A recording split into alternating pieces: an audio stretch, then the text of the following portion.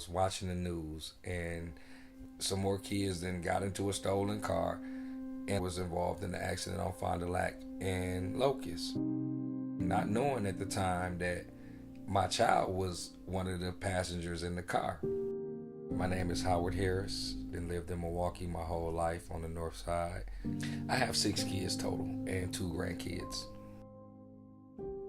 The nurse told me that my daughter had passed away twice on the way to the hospital. When I walked up, I just seen my daughter laying lifeless in the bed, like with tubes everywhere. Then I called her and she didn't respond, so I turned around, I walked out of the room, and I just broke down in tears. She had 2 fractures in 2 levels of her neck, broken pelvis. She had lacerations to her spleen, her liver, and her kidney. And she was in a medical-induced coma because of the pain of her pelvis and all that being broken and separated.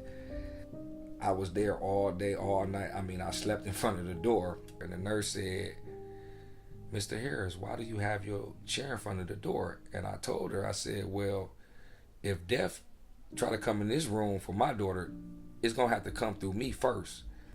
That's when I looked at my daughter and I put my own feelings aside, because it was like, let me take pictures of my child and share it on Facebook just to get a message out there that, look, this is what can happen to y'all. Fox 6 News at 10 starts right now. His father is sharing these photos. This epidemic is not cool. And trying to get a reputation off stuff like this, it can only lead to either here, the graveyard, or a jail cell. And unfortunately, she had to learn the hard way and it ended up here. He wants every teenager and their parents in Milwaukee to see these images and then talk about it. I know we talk to our kids over and over again, and it seems like sometimes we're not getting through to them, but as long as you're talking, they're hearing us. I'm not mad at my daughter. I'm just mad at the situation.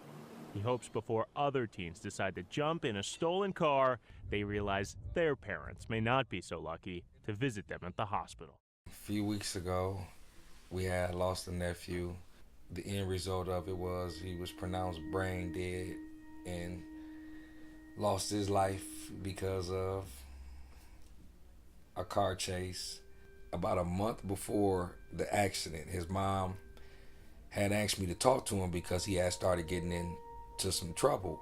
But I felt that he wasn't listening, so I told his mom, I said, you know what? You're going to have to just let him go on out here and bump his head on his own. I beat myself up a lot more because it's like, could I have said more? Could I have did a little more than just walking away because he wasn't listening to me? I wish I would have did a lot of things different that day that I talked to him. I really do. Because I feel like if I did, maybe he'll still be here with us. A day before the funeral, my 14-year-old, we call him the knee baby.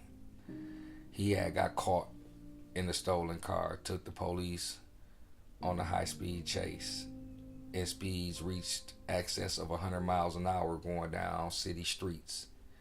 And it ended up Kendall's in jail. I done lost a nephew in a car crash, and I almost lost my daughter in 2017, so I don't want to take him home. I want him to sit and learn his lesson. I love you, and I will fight for my kids to the death of me. I'm very overprotective of my kids, but you got time to sit here and think about it, and when I feel like that you learned your lesson, then I'm gonna come get you. I'm not gonna leave you here forever, but I just want to make sure that when they let you out this time, that this is your last time, because there's too many parents burying their kids, and I don't want to walk in those footsteps.